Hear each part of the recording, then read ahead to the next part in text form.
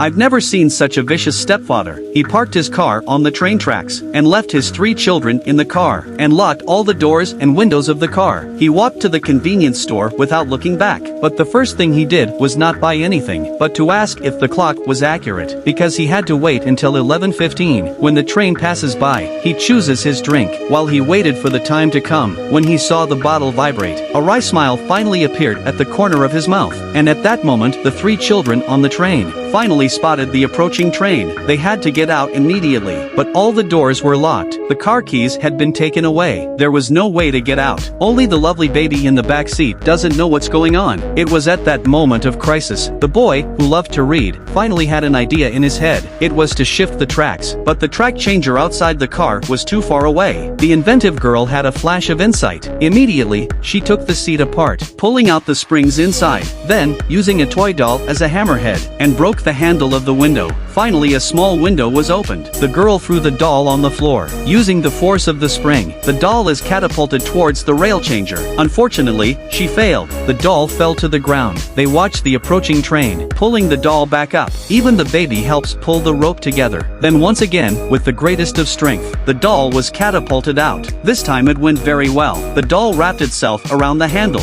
and then the 2 of them pull hard on the rope. The train was in sight. They were running out of time. Looking at the approaching train, the stepfather finally smiled happily, but just at the last minute, the turntable was finally pulled by the 2 men. The train immediately changed direction. It whizzed past the edge of the car. My stepfather, who was laughing with glee, saw this. It was like being strangled. I couldn't believe my eyes.